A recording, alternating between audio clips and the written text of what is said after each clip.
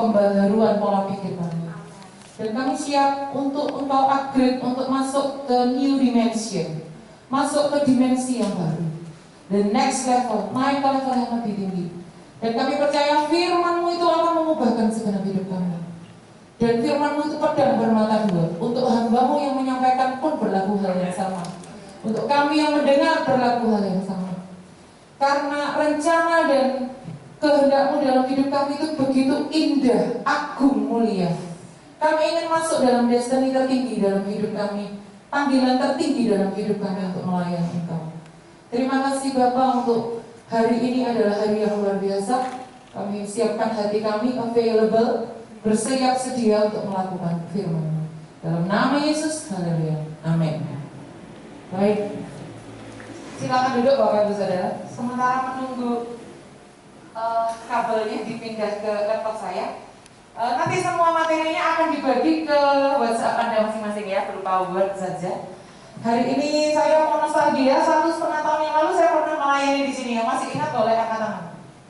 Wow, ya 1,5 tahun yang lalu. Kalau 1,5 yang lalu saya bawa buku, hari ini saya bawa mainan Edu Bible Game untuk anak-anak kita, ya.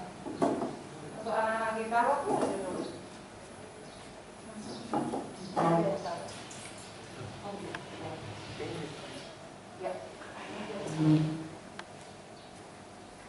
Ya, hari ini saya mengambil judul materi adalah berlari-lari kepada tujuan. Kita buka Alkitab kita dulu ya, atau Alkitab atau HP suci boleh ya. Kalau HP suci berarti isinya harus yang kudus semua ya. Kita lihat Filipi pasal yang ketiga ayat 13 sampai 14. Di sana dikatakan demikian ya.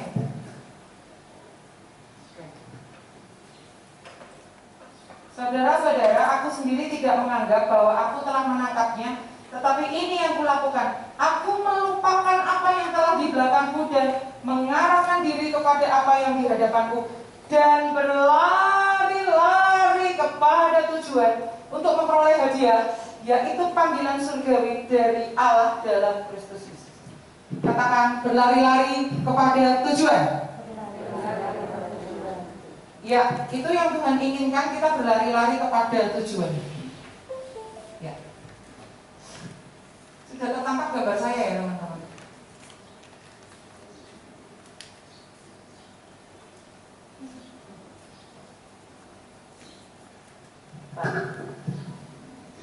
Sudah bisa? Ya. Tuhan ingin kita berlari-lari kepada tujuan. Jadi akan ada mahkota kehidupan yang Tuhan siapkan buat kita. Nah, yang pertama yang mau saya sampaikan adalah gulungan kita. Jadi setiap kita pada saat kita lahir atau dalam kandungan ibu, ya Tuhan itu sudah menyiapkan gulungan kitab buat setiap kita. Ya, jadi setiap kita itu mempunyai gulungan kitab yang kita nggak bisa lihat gulungan kitab itu. Tetapi gulungan kitab itu berisi destiny ilahi atau tujuan ilahi buat hidup kita. Kita akan lihat di Mazmur 139. Mazmur 139. Ayatnya yang ke-16. Matamu melihat selagi, terima kasih banyak ya. Matamu melihat selagi aku bakal anak, dan di dalam kitabmu semuanya tertulis hari-hari yang akan dibentuk sebelum satu pun daripadanya. Ini berlaku untuk setiap kita. Waktu kita masih dalam kandungan mama, itu Tuhan sudah mempunyai gulungan kita untuk Grace Sumilat, untuk Dr. Irwanto, untuk Dr. Fone. Setiap kita tuh sudah punya gulungan kita masing-masing. Di gulungan kita tuh isinya apa? Isinya adalah destiny ilahi atau tujuan ilahi yang sudah Tuhan tetapkan dalam hidup kita. Ya, tujuan ilahi yang sudah Tuhan tetapkan. Mungkin Bapak Ibu Saudara masuk dalam dunia medis karena disuruh orang tua, atau mungkin tidak ada pilihan lain, atau mungkin agak dipaksa sedikit ya sama orang tua. Mau nggak mau harus pilih ini, kalau kamu nggak pilih ini, papa mama nggak mau sekolahkan, atau misalnya seperti itu. Ada yang sudah cita-cita sejak kecil, ada yang karena terinspirasi oleh orang lain, ada yang karena nggak ada pilihan lain, hanya ini saja pilihannya. Apapun bentuknya kita bisa ada di dunia medis ini, saya percaya sejak kita semua dalam kandungan, Tuhan itu sudah punya rancangan. Bapak Irwanto ini akan jadi dokter gigi, Ibu Forna ini akan jadi ahli penyakit dalam, Ibu Grace Sumilat ini akan jadi pembicara. Itu Tuhan sudah punya yang namanya gulungan kita, yang isinya destiny ilahi atau tujuan ilahi dalam hidup kita. Kita lanjutkan ya Bapak Ibu Saudara. Jadi kita harus sepakat dengan apa maunya Tuhan. Jangan terpengaruh dengan yang namanya jangan terpengaruh dengan aku ini sekolah kesehatan, aku ini ada di sini kan karena orang tuaku. Itu kan karena mereka yang mau dan sebagainya. Apapun alasannya kita ada di sini, kalau Tuhan tidak mengizinkan, kita nggak bisa berada di sini. Ya, saudara. Kita akan lihat perbandingkan antara kitab Mazmur dengan kitab Imamat. Di dalam Mazmur dikatakan begini. Sungguh, ini tentang Tuhan Yesus ya. Di dalam kitab Mazmur dikatakan begini. Sungguh aku datang, dalam gulungan kitab ada tertulis tentang aku. Nah, kalau dalam Imamat dikatakan, sungguh aku datang untuk melakukan kehendak-Mu. Artinya apa Bapak Ibu Saudara? Artinya Yesus itu pun juga punya gulungan kitab. Di dalam gulungan kitab untuk Yesus itu tertulis apa kehendak Bapa buat Yesus. Yesus ditentukan untuk menjadi utusan keselamatan. Itu bisa kita lihat di Yohanes 3:17. Sebab Allah mengutus anaknya ke dalam dunia bukan untuk menghakimi dunia, melainkan untuk menyelamatkannya oleh Dia.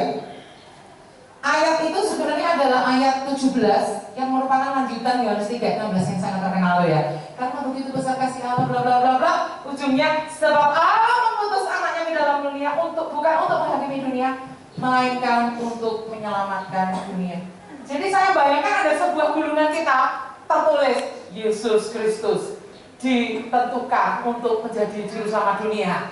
Grace Sumilat ditentukan untuk menjadi seorang pembicara, seorang ibu, seorang istri. Udah tertulis semuanya Bapak Ibu Saudara. Karena arsitek aja membangun rumah sakit ini pakai gambar, apalagi Tuhan menciptakan kita pasti punya blueprint. Ada blueprint dalam hidup kita yang kita nggak lihat. Ya makanya kita harus masuk dalam kehendak Tuhan yang sempurna, jangan lari dari rencana Tuhan. Nah dikatakan di Yohanes 4:34, makananku ialah melakukan kehendak Dia yang mengutus aku dan menyelesaikan pekerjaannya. Bagi Yesus, melakukan kehendak Bapa yang sudah tertulis dalam kitab, gulungan kitab untuk Dia melakukannya dengan sukacita. Dia katakan, makananku ialah melakukan kehendak Bapa. Yesus tidak berkata makananku ialah roti, keju, roti tidak beragi, kismis, apa-apa makanan Israel, tidak ya. Artinya kita kalau makan tuh semangat gak Bapak Ibu Saudara? Semangat ya. Terus kita kalau makan tuh berselera nggak? Berselera ya. Terus kita kalau sehari itu nggak makan rasanya gimana? Lemas ya. Nah Yesus itu melakukan kehendak Bapa itu seperti orang mau makan tuh. Wih makanan ini, semangat ini, enak ini. Dia nggak gini melakukan kehendak Bapa itu Yesus nggak gini. Ya melayani lagi orang kusta lagi, orang sakit lagi, aduh. Bangkitkan orang mati lagi, kasusnya ini terus nggak berubah COVID lagi gitu ya. Enggak Bapak Ibu Saudara, Dia melakukan itu dengan sukacita, bukan karena tuntutan, tapi dengan sukacita, dibarengi dengan kerelaan. Dan cuma taat tapi rela. Katakan taat dan rela. Bekerja dengan sukacita. Baik, ini dia naik sendiri cepat sekali.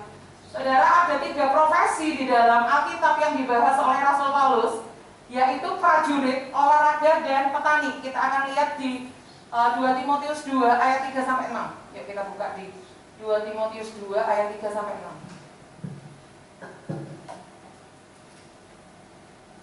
2 Timotius 2 ayat 3-6 ya. Ini Pak Ibu Kona yang bacakan ya. 2 Timotius 2 ayat 3-6.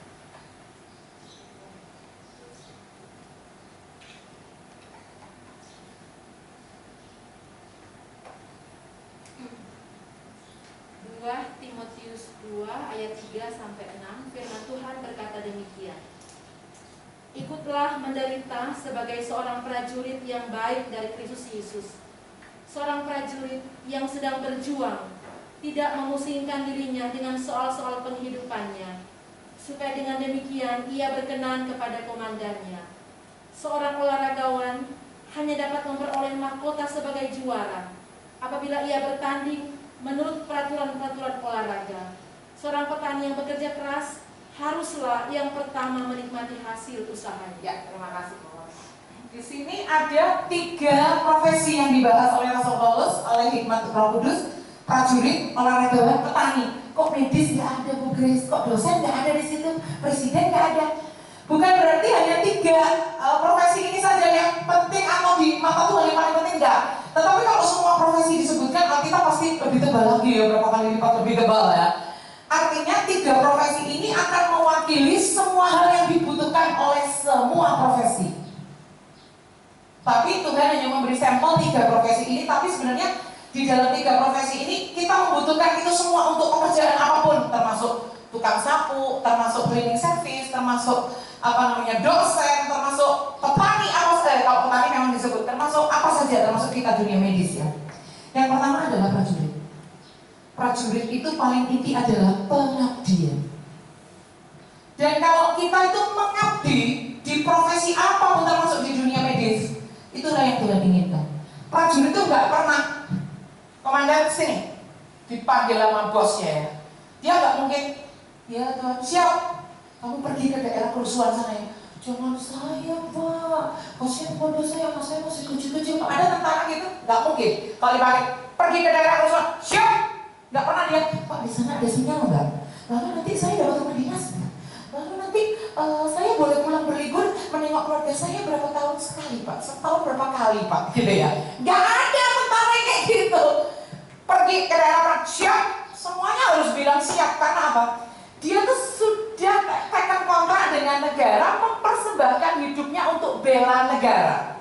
Ketika dia mempersembahkan hidupnya, dia tidak boleh lagi mengurusi soal-soal penghidupannya. Karena kayak keluarganya apa semua itu ditanggung oleh negara, berasnya apa semua negara siapkan. Walaupun tidak yang berlimpah ruah seperti kayak tinggal di sana, enggak. Tetapi dia nggak masalah, memang dia itu orang-orang tentara ini diberi Tuhan hati yang sangat mencintai bangsa dan negaranya. Dia siap mati, dia siap menetes darah sampai penghabisan, dia siap kehilangan keluarganya, dia siap mati muda, dia siap kena peluru, dia siap menerima apa saja demi yang namanya abdi negara.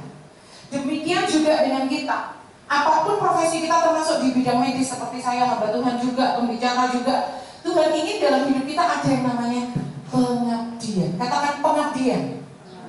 Pengabdian adalah bekerja walaupun nggak dilihat. Pengabdian adalah bekerja dengan keras walaupun nggak ada janji kenaikan gaji. Pengabdian adalah bekerja memberikan yang terbaik untuk menyenangkan tuannya, abdi dan tuan. Tuan kita siapa? Adalah siapa? Tuhan. Karena lakukanlah segala sesuatu seperti untuk Tuhan dan bukan untuk manusia. Yang kedua adalah olahragawan. Olahragawan itu yang dicari adalah piala. Sementara piala itu tidak semua orang dapat, hanya yang juara saja. Oleh karena itu olahragawan itu akan disiplin. Dia akan bangun jam berapa, makanannya ditimbang, kalorinya diukur. Dia akan fitness, olahraga, warming up itu sehari harus berapa jam. Kalau dia melari, dia akan latihan lari. Kalau dia olahraga sepeda, dia akan latihan sepeda. Berapa kilometer diukur, waktunya diukur, jam tidurnya diatur, makanan diatur, setiap hari berat badannya ditimbang. Itu namanya disiplin. Jadi kalau dari tentara kita belajar pengabdian, tapi kalau dari olahragawan yang kita pelajari adalah kedisiplinannya. Kedisiplinan itu artinya ajib, bahasa Jawa ajib itu teratur, continue, konstan, stabil. Enggak, misalnya gini, hari ini semangat kerja, datang tepat waktu, jumpai pasien dengan sukacita, besok ya agak telat-telat dikit nggak masalah. Terus ketemu pasien agak nggak usah terlalu semangat, nggak apa-apa, kan kemarin udah semangat. Nah itu nggak boleh. Kalau olahragawan nggak boleh, hari ini nggak berlatih, besok berlatih, itu dia stamina-nya nggak akan stabil. Walaupun pertandingan oleh pada masih tahun depan, dia latihannya sudah dari sekarang. Sekali dia nggak latihan sebulan, karena dia akan kaku, dia akan mulai start dari nol lagi. Karena apa? Kestabilan itu sangat penting, kedisiplinan itu sangat penting sebagai olahragawan. Tapi kalau Tuhan hanya menyinggung 3 profesi ini saja, bukan berarti kan kita bukan petani, bukan olahragawan, dan bukan tentara. Jadi Bu Grace, kita nggak usah ikut ayat ini. Salah Bapak Ibu Saudara.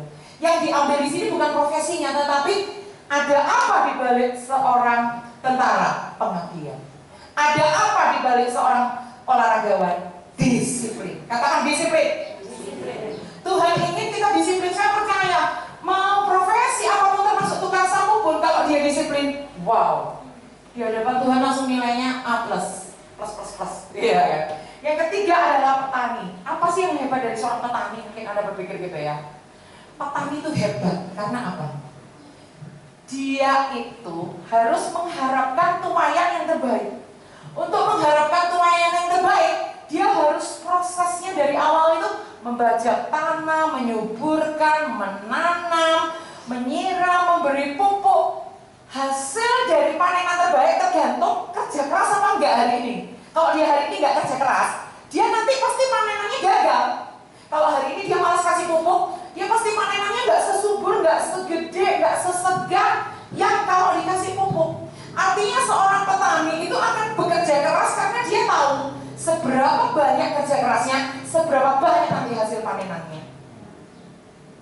Ya, kalau disiplin tadi bicara tentang keteraturan, kalau ini berbicara tentang mengerahkan seluruh daya dan upaya demi untuk menghasilkan panenan. Makanya Alkitab berkata, seorang petani pastilah orang pertama yang menikmati hasil tuayannya. Misalnya gini, ada nggak petani beras itu waktu dia panen dia beli beras di warung? Gak mungkin. Dia pasti akan makan beras panenannya sendiri. Kalau ada tamu dia bilang, ini tanamanku sendiri loh, enak kan? Karena dia sendiri ingin mencicipi. Sebagai orang yang panen pertama itu dia harus mencicipi duluan. Kalau enak dia puas. Gak sia-sia aku kasih pupuk, gak sia-sia aku nyiramin tiap hari, gak sia-sia aku bunuhin hama-hamanya.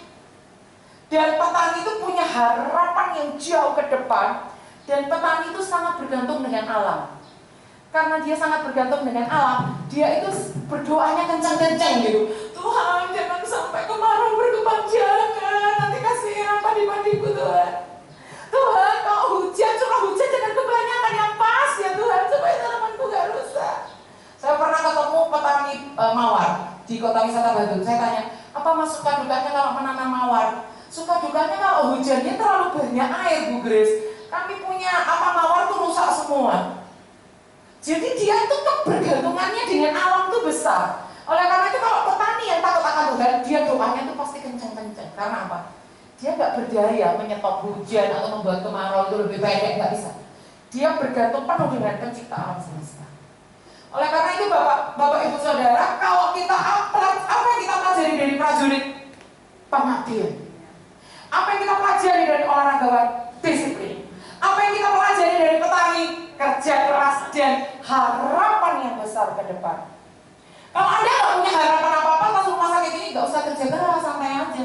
Tapi kalau kita punya harapan yang besar untuk rumah sakit ini, kita akan kerja keras mati-matian. Itu 3 profesi yang Tuhan ingin kita belajar. Berikutnya Bapak Ibu Saudara, kita akan mempelajari 5 dimensi kepemimpinan. Makanya tadi saya bilang sama Pak Dr. Irwanto, saya hari ini semi khotbah, semi seminar gitu ya, Bapak Ibu Saudara ya. Kita akan belajar 5 dimensi kepemimpinan karena saya dengar di sini pemimpin semua ya. Ada yang pemimpin perawat, ada yang pemimpin apa saja, saya nggak tahu ya divisi-divisinya ya. Tapi yang jelas kita akan pelajari 5 dimensi kepemimpinan, yaitu leading self atau lebih tepatnya self leading, yaitu memimpin diri sendiri. Orang yang bisa memimpin diri sendiri, dia akan naik ke level berikutnya, yaitu leading line. Leading line itu adalah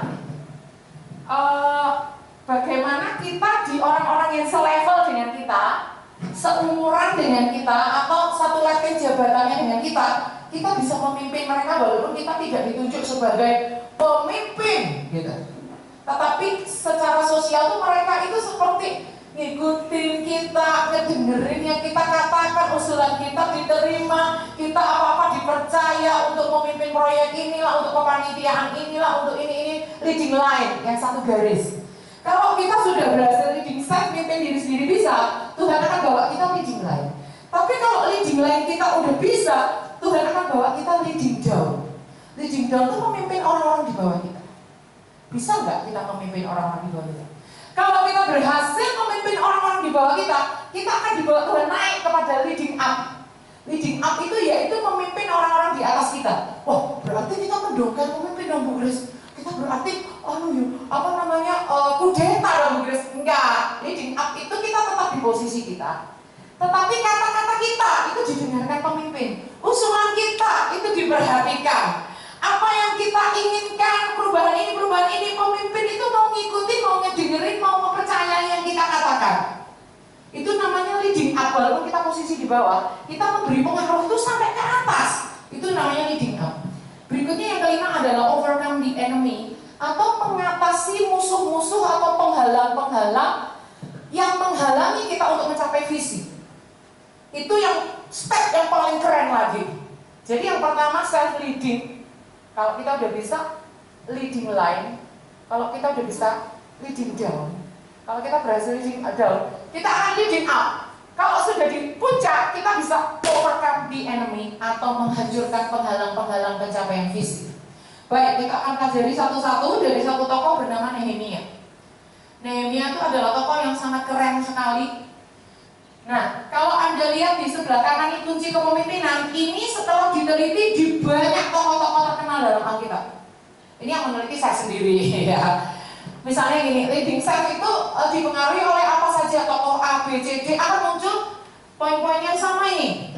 Leading self itu atau memimpin diri sendiri itu dipengaruhi oleh yang namanya disiplin, komitmen, dan stamina rohani. Katakan disiplin, komitmen, stamina rohani. Baik, kita akan pelajari dari satu tokoh aja bernama Nehemia. Seperti ini ya Bapak Ibu Saudara ya, tokoh Nehemia. Apakah Nehemia itu memiliki self leading? Kita akan lihat disiplin rohaninya, yaitu dia punya kehidupan doa dan doa puasa yang terjaga. Kita lihat Nehemia 1. Nehemia 1. Tolong yang udah ketemu dibacakan ya Saudara. Nehemia 1 ayatnya yang ke-4. Silakan yang udah ketemu bacakan. Ketika ku dengar berita ini, duduklah, aku menangis dan berkabung selama beberapa hari. Aku berpuasa dan berdoa di hadirat Allah semesta langit. Ya, cukup. Terima kasih. Aku berdoa dan berpuasa di hadirat Allah semesta langit. Orang yang rajin berpuasa ususnya malah sehat, karena memberi kesempatan usus itu untuk beristirahat. Jadi kalau kita berpuasa itu justru yang punya mahnya belum tentu kambuh ya, karena itu diniati, bukan terlambat makan, tapi memang punya niat untuk mengistirahatkan organ-organ pencernaan kita. Nah, disiplin rohani salah satunya doa dan puasa. Berikutnya kita lihat iman yang menular. Nehemia 4. Nehemia 4 kita akan baca di dalam ayat 10 sampai 14. Nehemia 4 ayat 10 sampai 14. Saya akan bacakan ya. Berkatalah orang Yehuda, kekuatan para pengangkat sudah merosot dan puing masih sangat banyak. Tidak sanggup kami membangun kembali tembok ini. Tetapi lawan-lawan kami berpikir mereka tidak akan tahu dan tidak akan melihat apa-apa sampai kita ada di antara mereka, membunuh mereka dan menghentikan pekerjaan itu. Ketika orang-orang Yahudi yang tinggal dekat mereka sudah 10 kali datang memperingatkan kami, mereka akan menyerang kita dari segala tempat tinggal mereka. Maka aku tempatkan rakyat menurut kaum keluarganya dengan pedang, tombak, dan panah di bagian-bagian yang paling rendah dari tempat itu, di belakang tembok, di tempat-tempat yang terbuka. Ku amati semuanya, lalu bangun berdiri dan berkata kepada para pemuka dan para penguasa dan kepada orang-orang lain, janganlah kamu takut menghadapi mereka, janganlah kamu takut terhadap mereka.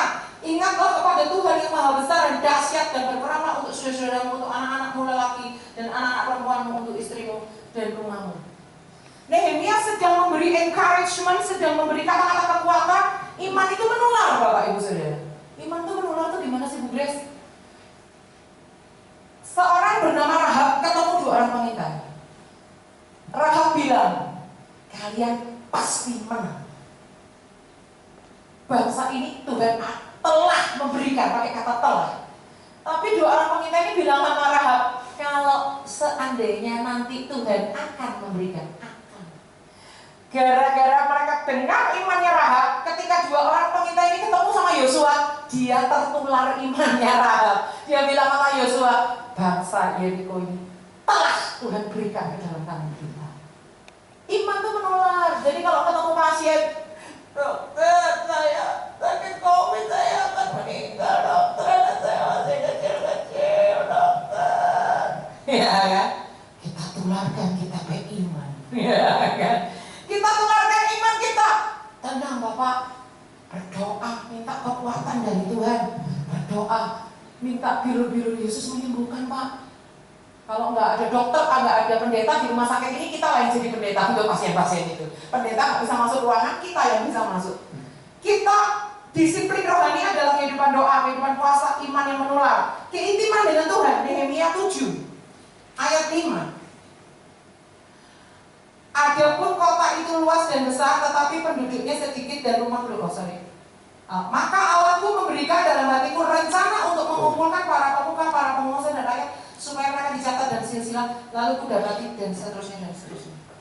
Lalu Allah memberikan dalam hatiku. Kalau orang nggak intip dekat sama Tuhan, nggak mungkin bisa tahu rencana Tuhan.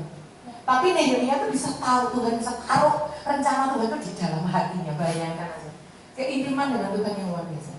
Sekarang kita masuk leading self atau memimpin diri sendiri. Salah satunya disiplin moral. Nehemia itu punya integritas yang tinggi, punya komitmen untuk takut akan Tuhan, tidak cari keuntungan pribadi yang tidak halal. Dia percaya bahwa Allah adalah segala sumber berkat. Tidak usah semua ayat kita buka. Sekarang kita masuk reading line. Reading line adalah memimpin orang-orang yang sebaya dengan kita, selevel dengan kita. Itu gimana caranya? Kalau tadi leading self itu disiplin rohani, disiplin hubungan pribadi dengan Tuhan, ya mendisiplin diri sendiri. Kalau kita mau jadi pemimpin, boro-boro mimpin orang lain, alih-alih mimpin orang lain, utamanya harus bisa memimpin diri sendiri dulu. Kalau diri sendiri berhasil, baru kita masuk tahap berikutnya leading line atau memimpin orang yang satu garis dengan kita. Caranya adalah milikilah hati gembala. Katakan hati gembala. Jadi kita akan lihat Nehemia itu pada saat memberitahu keadaan tembok Yerusalem yang telah roboh dan pintunya telah terbakar, dia nggak menyalahkan orang-orang itu, tapi dia pakai kata kita. Kita lihat ya, Nehemia 2 ayat 17. Nehemia 2 ayat 17. Di situ dikatakan begini. Berkatalah aku kepada mereka, kamu lihat kemalangan yang kita alami, yakni Yerusalem yang telah menjadi reruntuhan dan pintu-pintu gerbang yang telah terbakar. Mari kita bangun kembali tembok Yerusalem supaya kita tidak lagi dicela. Dikatakan, kamu lihat kemalangan yang kita alami. Nehemia nggak pakai kemalangan ini gara-gara kamu, enggak. Tapi yang kita alami, karena Anda dan saya itu satu tim. Kalau ada gagal, saya ikut gagal. Kalau ada berhasil, saya ikut berhasil. Kalau ada bangga, itu kebanggaan kita. Kalau kita terpuruk bersama. Itu hati gembala.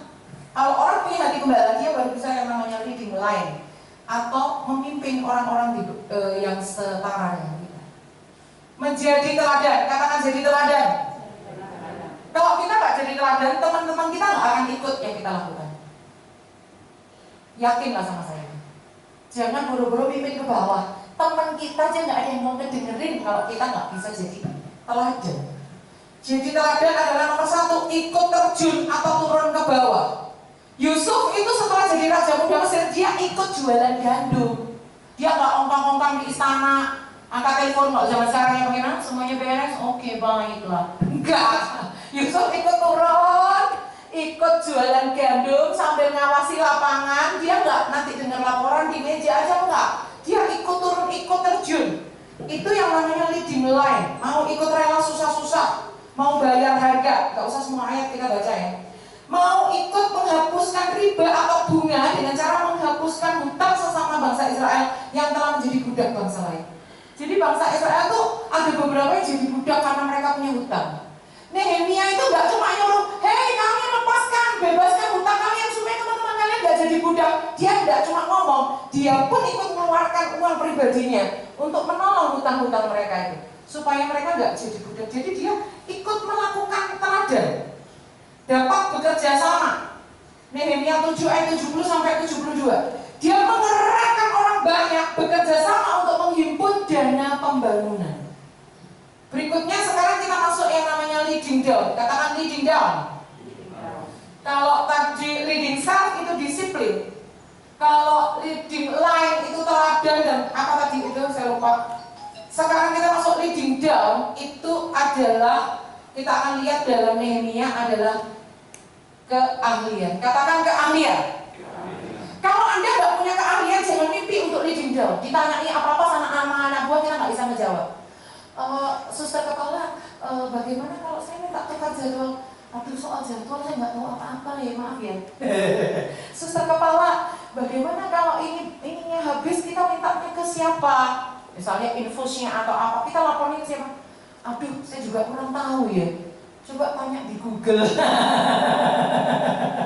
Anda jangan terlalu sering berkata saya kurang tahu. Kalau karena nggak tahu ya kita harus bilang nggak tahu, jangan sok pinter ya. Tapi kita harus tahu apa yang kita kerjakan. Kita harus punya kompetensi, kita harus punya skill. Kalau orang yang nggak punya skill, jangan harap bisa menjadi seorang pemimpin yang bisa leading down.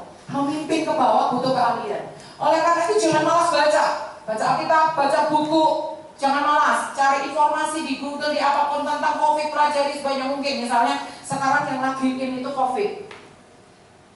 Lalu yang kemudian leading down adalah ketaatan seorang pemimpin kepada Tuhan membuat seorang pemimpin didengarkan dan diikuti oleh orang-orang yang ada di bawah kepemimpinannya. Kita lihat Amsal 3 ayat 3-4. Janganlah kiranya kasih dan setia meninggalkan kau, kalungkanlah itu pada lehermu, tuliskanlah itu pada dalam hatimu, maka kau akan mendapat kasih dan penghargaan. Katakan penghargaan dalam pandangan Allah dan manusia. Ketika kita mengasihi dan setia kepada Tuhan, jangan heran kalau orang-orang yang kita pimpin itu juga menghargai kita. Kalau seorang istri itu menghargai suaminya, jangan heran kalau anak-anak itu juga mau menghargai mama dan papa. Kenapa anak-anak nggak mau dengar papa, nggak mau dengar mama? Lah papa mamanya bertengkar terus kok. Mereka lihat papa mama nggak rukun, mana mereka mau taat. Tapi ketika lihat mama hormat taat sama suami, suami hormat dan taat sama Tuhan, ini hierarki, Tuhan, suami, istri, otomatis anak-anak akan taat. Itu udah otomatis. Karena anak-anak itu peniru ulung. Mereka lihat papa mamanya, mereka lihat keadaan di sekitarnya, mereka akan menyerap. Contoh atau teladan yang kita berikan. Jangan berani kita akan berhasil menjadi seorang yang leading down kalau kita nggak submit atau taat pada pemimpin di atas kita. Itu sudah hukum Alkitab sudah. Nggak bisa, hukum Alkitab itu nggak bisa dirubah. Kalau Anda nggak pakai helm ditangkap polisi nggak mau tahu. Anda pernah baca hukum undang-undang tentang pemakaian helm itu apa nggak? Polisi nggak akan tanya itu. Anda sudah membaca hukumnya? Belum Pak Polisi? Ya udah nggak apa-apa, besok dibacanya. Nggak mungkin. Sudah ditetapkan Anda harus pakai helm. Jadi ini Mas, kami kasih surat tilang ini. Tapi saya nggak tahu peraturan tentang helm Pak Polisi. Saya nggak nyuruh Anda tahu, saya menyuruh Anda taat, gitu ya. Jadi begitu loh Bapak Ibu Saudara. Ini yang dilakukan Nehemia. Dia taat tentang peraturan korupsi. Dia taat peraturan tentang perpuluhan. Dia taat peraturan tentang hari Sabat. Dia taat tentang peraturan tentang kekudusan pernikahan. Oleh karena itulah, waktu dia ngomong, anak buahnya itu mau dengar. Karena apa? Dia sendiri pribadi yang taat. Kalau dia sendiri nggak taat, orang nggak akan mau mendengarin dia. Berikutnya adalah leading up. Katakan leading up. Tidak semua pemimpin bisa leading up kepada pemimpin yang di atasnya lagi. Hanya orang-orang tertentu. Contoh, Yusuf itu raja muda di Mesir ya. Dia punya pemimpin lagi di atasnya nggak? Ada. Siapa itu? Firaun. Kata-katanya didengarkan nggak sama Firaun?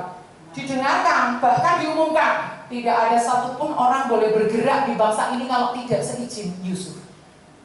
Weh, waktu Yusuf di rumah Firaun juga nggak? Benar nggak? Semua omongannya Yusuf diikuti Firaun nggak? Di rumah Potifar, sorry. Yusuf bilang ini, semua di rumah ini diserahkan kepadaku kecuali kamu Nyonya, karena kamu istrinya. Artinya untuk urusan belanja, urusan bisnisnya Firaun, urusan apapun tuh Yusuf yang ngatur semuanya. Itu yang namanya leading up. Apapun yang kita katakan, apapun yang kita lakukan tuh bos kita bisa dengan santai aja. Ya oke Pak, siap, ACC Pak, tanda tangan. Semua yang kita usulkan tuh didengar. Itu nggak semua orang punya leading up. Yang pertama, orang yang berhasil leading up itu kalau kepengen kita leading up, kepengen kita menjadi pribadi yang memberi pengaruh sampai ke atas, itu nomor satu tahu batasan. Katakan tahu batasan. Kita lihat di Nehemia 2. Nehemia 2, minta Bufona bacakan lagi. Ayat 3 sampai ayat 8. Itu bicara tentang tahu batasan. Kita kalau nggak tahu batasan, pemimpin kita nggak mungkin percaya sama kita. Nehemia 2 ayat 3 sampai 8. Nehemia 2 ayat 3 sampai 8, firman Tuhan berkata demikian. Jawabku kepada raja, hiduplah raja untuk selamanya. Bagaimana mukaku tidak akan muram kalau kota tempat pekuburan nenek moyangku telah menjadi reruntuhan dan pintu-pintu gerbangnya habis dimakan api? Lalu kata raja kepadaku, jadi apa yang kau inginkan? Maka aku berdoa kepada Allah semesta langit. Kemudian jawabku kepada raja, jika raja menganggap baik dan berkenan kepada hambamu ini, utuslah aku ke Yehuda, ke kota pekuburan nenek moyangku, supaya aku membangunnya kembali. Lalu bertanyalah raja kepadaku, sedang permaisuri duduk di sampingnya, berapa lama engkau dalam perjalanan, dan bilakah engkau kembali? Dan raja berkenan mengutus aku, sesudah aku menyebut suatu jangka waktu kepadanya. Berkatalah aku kepada raja, jika raja menganggap baik, berikanlah aku surat-surat bagi bupati-bupati di daerah seberang sungai Efrat, supaya mereka memperbolehkan aku lalu sampai aku tiba di Yehuda. Pula seperik surat bagi Asaf, pengawas taman raja, supaya dia memberikan aku kayu untuk memasang balok-balok pada pintu-pintu gerbang di benteng bait suci, untuk tembok kota, dan untuk rumah yang akan kudiami. Dan raja mengabulkan permintaanku itu, karena tangan Allahku yang murah melindungi aku. Iya, terima kasih Bu. Tahu batasan. Jadi kalau raja sebagai bosnya ngomong, oke, tak kasih izin pulang. Kamu pulang berapa lama? Kalau saya bahasakan saya biarin. Nehemia nggak bilang ini, tolong raja jangan dibatasi dong. Saya mau pulang selama-lamanya sesuka saya. Kapan mau saya balik sini ya raja? Dia nggak seperti itu. Dia sebutkan berapa jangka waktunya. Dia minta surat jalan. Dia bukan orang yang aku kan juru minuman raja. Jadi kemanapun aku dihormati. Jadi semua orang harus ikut yang aku mau. Enggak. Dia tahu bahwa dia butuh surat jalan. Dia tahu bahwa dia butuh surat keterangan. Dia minta surat-surat keterangan dan surat jalan itu pada raja karena apa? Dia tahu yang namanya batasan. Selama dia di istana, dia juru minuman raja. Tapi keluar dari istana, dia orang biasa, dia butuh surat. Dan dia menyebutkan satu jangka waktu tertentu untuk izin pulang. Dia enggak, raja kan sayang aku, jadi raja pasti enggak marah kalau aku bilang, raja jangan dibatasi ya. Mau setahun, 2 tahun, 10 tahun, ya gajiku tetap jalan terus ya raja. Tapi aku cutinya tanpa ada batas. Enggak, saudara. Kalau kita kepengen leading up, kita harus tahu batasan. Tahu batasan supaya kata-kata kita didengar, kita memberi pengaruh itu sampai ke atas. Kemudian yang berikutnya adalah dapat dipercaya. Katakan dapat dipercaya. Kita lihat Nehemia 13 ayat 6. Kalau kita nggak dapat dipercaya, pemimpin itu nggak mau mendengarin, nggak mau mendengar apa yang kita katakan. Ketika peristiwa itu terjadi, aku tidak ada di Yerusalem karena pada tahun ke-32 pemerintahan Artasasta Raja Babel, aku pergi menghadap raja, tetapi sesudah beberapa waktu, aku minta izin dari raja untuk pergi. Jadi Nehemia ini jadi juru minuman raja, pulang kampung untuk bangun tembok Yerusalem yang telah roboh. Dia balik lagi jadi juru minuman lagi. Dia mengajukan cuti kedua kalinya, disetujui lagi sama raja. Kalau cuti pertama dia lewat dari tangga, pasti raja udah gak percaya udah Nehemia itu.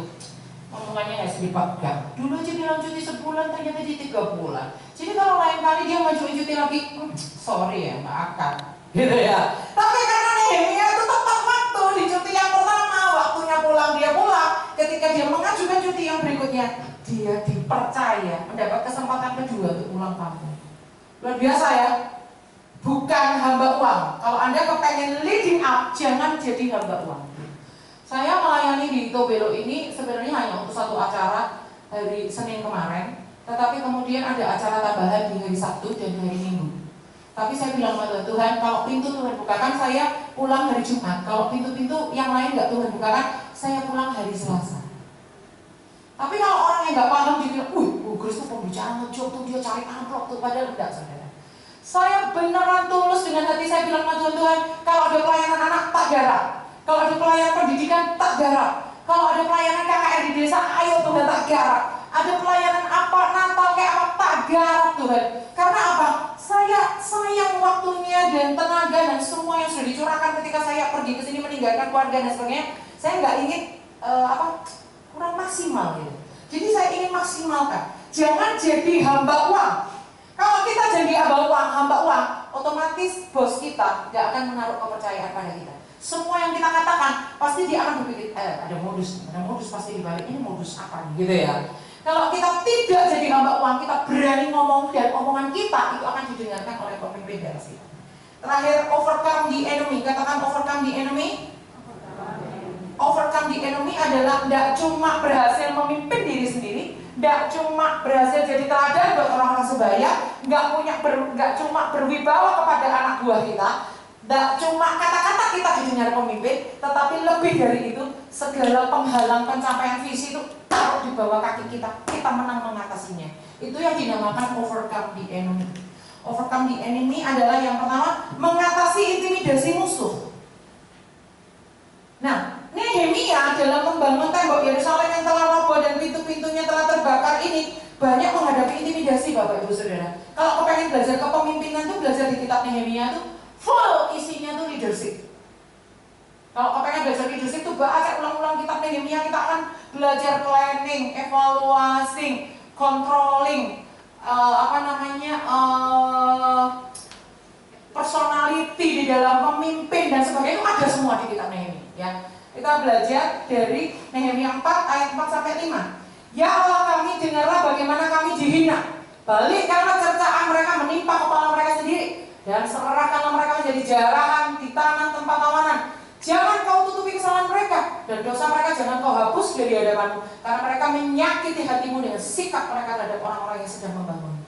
Jadi Nehemia ini lagi bangun intimidasi, gak habis-habis nyerang sama dia. Yang membuat Nehemia bisa overcome the enemy adalah dia menganggap orang-orang yang intimidasi dia itu sebenarnya bukan ditujukan ke dia, tapi ditujukan ke Tuhan. Jadi ngapain sakit hati? Bukan untuk, walaupun dia menjelasin Nehemia tuh gini. Kalian bangun tembok ada anjing lewat, pasti tembok kalian jatuh, robot tuh. Dihina-hina kayak gitu. Nehemia gak sakit hati karena apa? Penghinaan kamu tuh bukan ditujukan ke aku loh, ditujukan ke Tuhan. Itu yang membuat kita, kuping kita tebel. Mau ada fitnahan kayak mau ada apa kayak, yang penting kita lurus di hadapan Tuhan. Kita gak usah terpengaruh goyah gara-gara fitnahan, bingung gara-gara dituduh ini.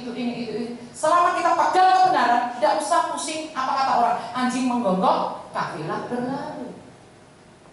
Tapi beda kalau kita memang yang difitnahkan bukan fitnah, memang beneran kita seperti yang diomongin orang, nah itu kita harus koreksi diri. Tapi kalau yang diomongin orang itu nggak benar, nggak usah pusing Bapak Ibu Saudara.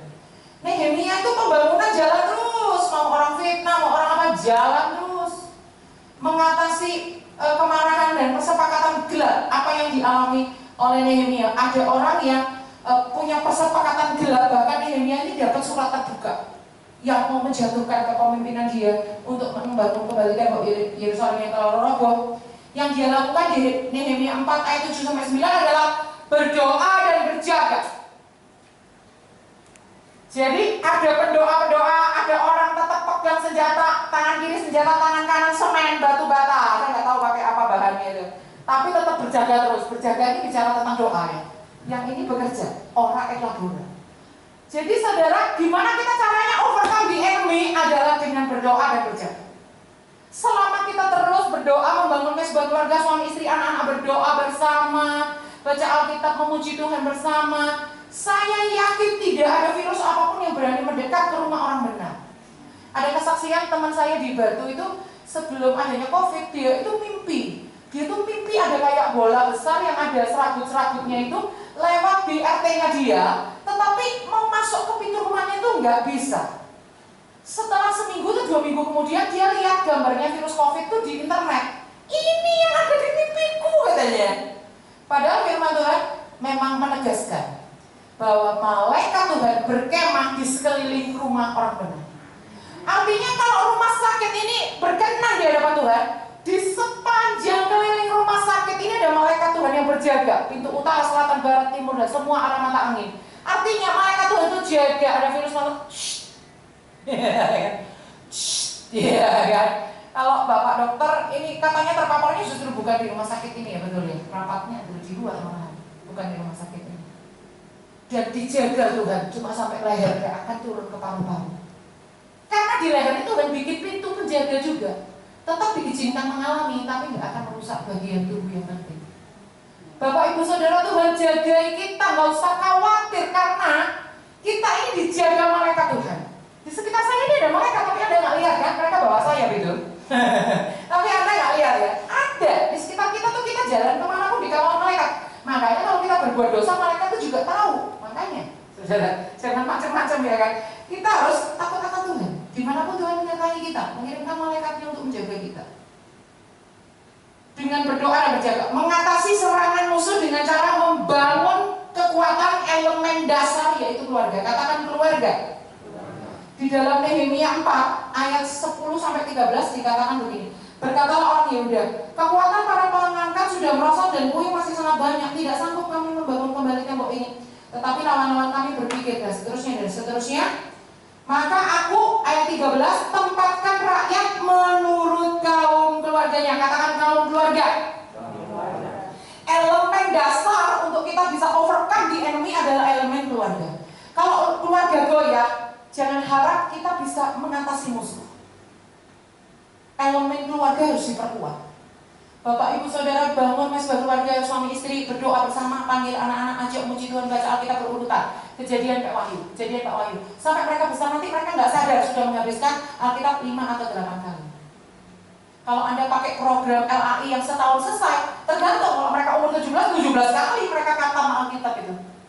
Kalau mereka katam Alkitab kejadian Wahyu selesai, beli nasi kuning, rayakan, kasih lilin. Yeay, kita sudah menyelesaikan Alkitab 1 kali, lilinnya 1. Tahun depan lilinnya 2. Yeay, kita udah PABB selesai. 2 kali dirayakan Bapak Ibu Saudara. Membangun elemen dasar yaitu keluarga, mempersenjatai diri. Nehemia 4 ayat 10-13 nggak usah kita baca. Apa yang dilakukan oleh Nehemia kalau berhadapan dengan musuh, kita harus siapkan senjata Bapak Ibu Saudara. Senjata kita apa? Ketopong keselamatan, baju sirah keadilan, ikat pinggang kebenaran, pedang roh firman Allah, perisai iman, kasut kerelaan memberitakan Injil damai sejahtera. Jadi bagian ketopong ini yang menyerang pikiran kita, kekhawatiran apa semua, tangkis dengan ketopong keselamatan. Baju sirah keadilan itu adalah yang mau memanah jantung kita supaya kita langsung mati, itu tutupi dengan keadilan. Berbuat adil. Apa yang membuat kita kalau baju kita melorot kelihatan semuanya kita malu, itu kencangkan dengan namanya ikat pinggang kebenaran. Kalau kita pakai ikat pinggang kebenaran, kita nggak akan dipermalukan.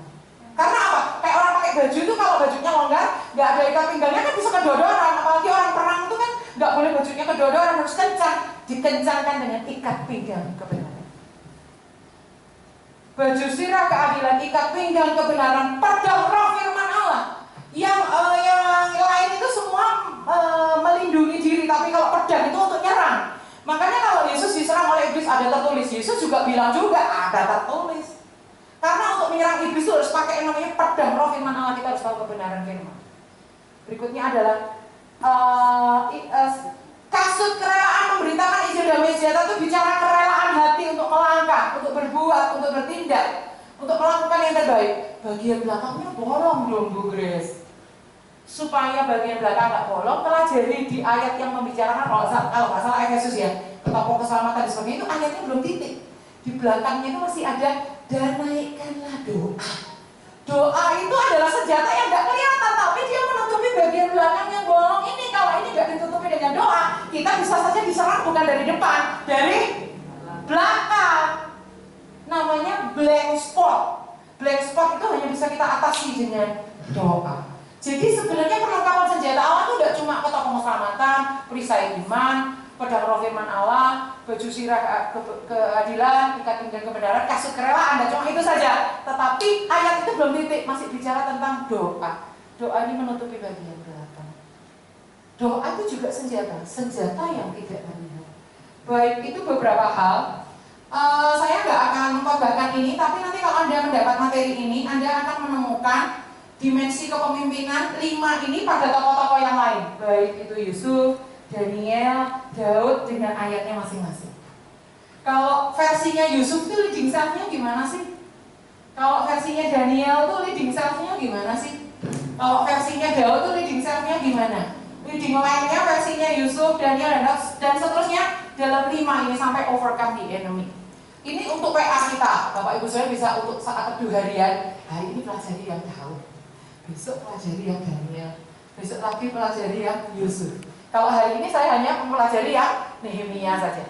Karena kalau ini kita pelajari semua, wah waktunya nggak cukup ya. Bapak Ibu saya sudah ditunggu pekerjaan. Baik, mari kita akan berdoa. Terima kasih untuk firman-Mu. Kami nggak mau kalah sama tentara, karena kami juga mengabdikan hidup kami kepada Tuhan bos kami yang paling tinggi, yaitu Bapa di surga. Kami mau apapun yang kami lakukan dan kerjakan seperti kami melakukannya untuk Tuhan dan bukan untuk manusia. Oleh karena itu kami memiliki spirit of excellence, bekerja dengan sebaik-baiknya maksimal karena bos kami bukan manusia yang kelihatan ini. Bos kami adalah Tuhan yang menilai pekerjaan kami. Apakah pekerjaan kami itu dari perak, apakah dari emas, apakah dari jerami yang mudah dibakar. Kami ingin didapati ketika Engkau mengetes pekerjaan kami didapati. Ya, kualitas emas dibakar pun tetap nggak berubah. Tuhan, kami mau juga nggak mau kalah sama olahragawan. Kami mau disiplin Tuhan. Kami mau didapati seperti Daniel dicari-cari kesalahannya, human error nggak ada sekecil pun. Dia nggak pernah terlambat datang ke kantor, dia nggak pernah pulang lebih awal dari jam yang ditentukan, dia nggak pernah melanggar SOP, dia nggak pernah mengambil sepeser pun uang yang dipercayakan kepadanya untuk pemerintahan, dia nggak pernah didapati melakukan suatu keteledoran dan sebagainya. Dia bekerja dengan akurat sehingga teman-temannya kesulitan untuk mencari kesalahan padanya dalam area pekerjaannya. Kami juga mau seperti Daniel Tuhan. Kami juga tidak mau kalah sama petani yang bekerja keras karena mengharapkan tuayan yang terbaik, bekerja keras karena tahu berharap kepada Allah semesta alam yang menciptakan hujan, angin, yang menciptakan kemarau, sinar matahari. Kami mau menjadi seperti petani yang mencicipi pertama panenan kami. Karena kami bekerja keras adalah hasilnya untuk kami sendiri nomor 1, bukan untuk orang lain. Duluan itu nomor kesekian. Petani selalu ingin mencicipi hasil panenannya, orang pertama yang mencicipi. Demikian juga dengan hidup kami. Kami adalah orang pertama yang mau melihat bagaimana Tuhan memberi pertumbuhan terhadap setiap benih yang sudah kami taburkan. Benih senyum, benih kata-kata kekuatan pada orang lain, benih iman, benih kerja keras kami, benih waktu yang sudah kami curahkan, benih pengharapan kami kepada Tuhan. Di tengah-tengah COVID ini hamba berdoa, minta Tuhan beri perlindungan kepada kami. Kami ingin bisa self-leading Tuhan, memimpin diri kami sendiri sebelum kami memimpin orang lain. Kami ingin leading line Tuhan, menjadi teladan bagi orang-orang yang selevel dengan kami. Dan kami mau menjadi leading down, seorang pemimpin yang didengarkan, seorang pemimpin yang arahannya diperhatikan, karena kami punya wibawa ilahi. Dan kami mau menjadi orang-orang yang leading up Tuhan, memimpin orang-orang di atas kami. Bukan berarti kami mendongkrak posisi mereka, tetapi kami mau memberi pengaruh tidak cuma ke samping atau ke bawah, sampai ke atas, mendapatkan pengaruh dari hidup kami karena kami diurapi oleh Tuhan. Dan yang paling akhir, kami mau overcome the enemy. Mau orang katakan apapun tentang kami, selama kami benar on the track-nya Tuhan, kami tidak usah takut, kami tidak usah hiraukan semua anjing-anjing yang menggonggong. Karena mata kami hanya tertuju kepadamu. Kami berlari-lari menuju tujuan yang Tuhan sudah persiapkan di depan kami. Kami mau dapat mahkota kehidupan. Di akhir kehidupan kami rindu Tuhan. Kami rindu mendengar Tuhan berkata, "Sabaslah hai hambaku yang baik dan setia. Turutlah, masuklah dalam kebahagiaan Tuhan." Berkati Dr. Irwanto dengan seluruh jajarannya di tempat ini, seluruh karyawan dan staf di tempat ini. Tuhan memberkati di RSUD Tobelo ini. Bersyukur untuk anugerah Tuhan, semua pencapaian-pencapaian, semua karena kebaikan Tuhan. Oleh karena itu Tuhan, semuanya kami kembalikan bagi kemuliaan nama-Mu. Engkau yang terus berkarya di rumah sakit ini, membuat semua mata melihat ada Tuhan di rumah sakit ini. Dan kami berdoa untuk pasien-pasien, Tuhan beri kesembuhan. Dan kami minta perlindungan dari COVID buat semua tenaga medis, bahkan tenaga-tenaga admin, semuanya dijaga oleh Tuhan. Gak ada yang menjadi korban Tuhan. Dalam nama Yesus Tuhan tutup bungkus dengan kuasa darah-Mu Tuhan. Sembuhkan yang sakit, pasien-pasien yang datang ke sini disembuhkan oleh Tuhan. Terima kasih Bapa. Segala pujian, hormat, syukur bagi kemuliaan namamu. Dalam nama Yesus kami berdoa, haleluya. Amin.